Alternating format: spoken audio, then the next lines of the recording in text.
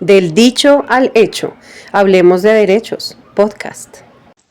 Hola, un saludo para todas y todos nuestros oyentes de nuestro podcast Del dicho al hecho, hablemos de derechos. Es siempre un gusto poder compartir con todas y todos ustedes alrededor de los derechos humanos, temas fundamentales para todas y todos como sociedad colombiana. Yo soy Paula López, trabajadora social, especialista en la defensa de derechos humanos en formación. El día de hoy tenemos importantes invitadas e invitados que desde su experiencia estarán compartiendo y analizando un tema fundamental, el derecho a la salud, la deshumanización y el acceso limitado a este derecho en Colombia. Un tema, diríamos que bastante controversial, pero fundamental para dar el debate como sociedad. Partamos de una premisa. Todo ser humano tiene derecho al disfrute del más alto nivel posible de salud que le permita vivir dignamente. Podemos dar inicio a nuestra conversación, tal vez preguntándonos por qué al ser la salud un derecho fundamental para los seres humanos en una sociedad como la nuestra, no es posible garantizar el acceso y la garantía a la misma. O tal vez, ¿cuáles serían esas violaciones principales al derecho a la salud en nuestro país? ¿Cuáles serán las condiciones políticas y económicas que imposibilitan el goce pleno del mismo? O no sé, tal vez, ¿cómo poder generar como sociedad escenarios de participación ciudadana para que las instituciones, tanto públicas como privadas, realmente ejerzan y brinden la atención en salud que todas las personas necesitan de manera equitativa y digna? Bueno, esta y otras cuestiones estaremos abordando el día de hoy. Le doy paso y la bienvenida entonces a mi compañero José Alejandro Sanín para que por favor nos presente a nuestras invitadas e invitados el día de hoy. Hola José, ¿cómo estás? Hola Paula, muy bien y espero que tú también. Pero entremos rápidamente en materia y presentemos a nuestra primera invitada, Juliana Gaitán, abogada feminista de incidencia, quien nos hablará sobre las violaciones a las obligaciones de cumplir el derecho a la salud. Buen día a quienes nos escuchan. Primero hay que recordar que la Corte Interamericana de Derechos Humanos, en el caso Paola Guzmán Albarracín versus Ecuador, estableció que los estados tienen la obligación de cumplir efectivamente con el derecho a la salud. Esto implica adoptar estas medidas estructurales que reconozcan las desigualdades de género y también promuevan la autonomía de las mujeres sobre sus cuerpos y decisiones. Ya en el caso en Colombia, pese a contar con un marco normativo robusto como lo es la sentencia C055 del 2022 sobre el derecho a la interrupción voluntaria del embarazo o la resolución 3280 del 2018 sobre la atención integral en salud, aún se sigue evidenciando violaciones al deber de cumplir. La asignación presupuestal para la salud reproductiva sigue siendo insuficiente, los servicios están centralizados en zonas urbanas y persisten barreras de acceso para mujeres rurales, indígenas, afrodescendientes y también las personas trans. Además, la ausencia de un enfoque feminista en las políticas públicas reproducen violaciones institucionales, como la negación a los servicios al aborto, la violencia obstétrica o la falta de atención centradas en las personas que reconozcan las necesidades particulares de cada una, como para personas con identidades de género diversas, con discapacidad y personas también que ejercen trabajo sexual.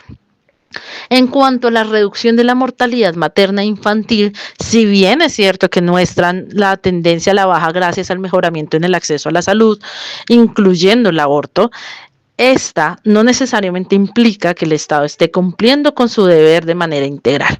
La mayoría de las muertes maternas prevenibles siguen centrándose en territorios históricamente excluidos, lo que demuestra que la inequidad persiste. Reducir las tasas no basta, es necesario garantizar condiciones de vida dignas, educación integral para la sexualidad, atención oportuna y la garantía de la autonomía en la toma de decisiones. Muchas gracias Juliana, así es. Aunque Colombia cuenta con importantes avances normativos, persisten violaciones al deber de cumplir, como la distribución de recursos y servicios de salud entre el urbano y lo rural. Reducir las tasas de mortalidad no basta, pues esas muertes eran evitables. Nuevamente muchas gracias. Ahora continuemos con nuestro siguiente invitado, Luis Fernando Rosso Villamizar, abogado y egresado de maestría en Administración Pública, con quien conversaremos sobre las violaciones al deber de respetar.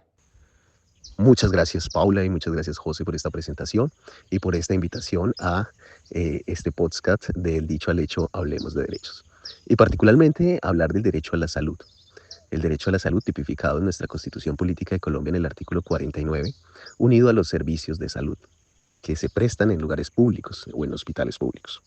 No era un derecho autónomo fundamental en nuestra Constitución de 1991, pero particularmente fue avanzando a ser un derecho autónomo a través de la jurisprudencia de la Corte Constitucional. En principio se protegía el derecho a la salud en conexidad con el derecho a la vida, que lo encontramos positivizado en el artículo 11 de nuestra Constitución Política. Y allí entonces los jueces hacían una conexidad entre la salud y la vida digna y se protegía el derecho. No obstante, a través de reiteradas jurisprudencias de la Corte Constitucional y de nuestros órganos de cierre, se empezó a dar una mirada autónoma frente a ese dogma del derecho a la salud. Y fue así como el Congreso, a través de una ley estatutaria, que es la Ley 1751 de 2015, elevó el derecho a la salud a un derecho fundamental para ser protegido de forma autónoma. El respeto al derecho a la salud no solamente exige abstenerse de ciertas actuaciones, por ejemplo, frente al consentimiento informado de las personas, sino también de elevar acciones que protejan y respeten realmente el derecho a la salud de las personas. Dentro de el sistema interamericano e incluso dentro del sistema europeo de derechos humanos, vemos casos de cómo los DESCAS o los derechos económicos, sociales, culturales y ambientales dejaron de ser de un nivel jerárquico inferior a los derechos civiles y políticos y comenzaron a ser autónomos, interdependientes de estos derechos. Y ahora miramos desde la óptica de los derechos humanos que todos los derechos están en un mismo nivel jerárquico. Lo que pasa es que el artículo 26 de la Convención Americana sobre los Derechos Humanos nos habla también del desarrollo progresivo de estos derechos, pero esto no quiere decir que no sean de una obligación inmediata en el cumplimiento del respeto, la protección, la garantía y la adecuación incluso de nuestro derecho interno para que esta protección y estas obligaciones sean cumplidas de forma inmediata. Es importante que podamos también revisar que en el Tribunal Europeo de Derechos Humanos se comenzaron también a proteger derechos económicos, sociales, culturales y ambientales. Tenemos el caso, por ejemplo, del señor Guerra y otros versus Italia, donde se protegieron a estos trabajadores de una fábrica en la que se producían muchos contaminantes y el Tribunal Europeo de Derechos Humanos dijo, yo soy competente para juzgar derechos económicos, sociales y culturales. También lo trató en el caso Ayret versus Irlanda del Norte, en la que también hubo este caso sobre un tema de asistencia jurídica a una persona que se encontraba en un tema judicial y a través del Tribunal Europeo de Derechos Humanos se logró dar esta asistencia, que es un derecho social prácticamente. Pero ¿cómo nació también dentro del sistema interamericano la protección del derecho a la salud? Frente a los derechos económicos, sociales y culturales y ambientales, DESCA, esta protección se elevó también a través del artículo 29 de la Convención Americana, donde están las reglas de interpretación, y dice que no puede ser regresivo frente a la protección de los derechos. Fue así como en el caso Lagos Campos versus Perú del año 2017, se protegió por primera vez el derecho a la estabilidad reforzada en el tema del trabajo. Y fue así también como en el caso Poblete Vilches versus Chile, por primera vez la Corte Interamericana se refirió a la protección de los servicios de salud, precisamente en un hospital público de Chile, donde esta persona mayor, el señor Poblete, presentaba múltiples enfermedades y no tuvo una atención adecuada y hubo una falla en el servicio, donde le dieron de alta, por ejemplo, sin estar plenamente en condiciones para que le dieran de alta médica, y nuevamente ingresó al hospital y hubo una negligencia médica y el señor murió.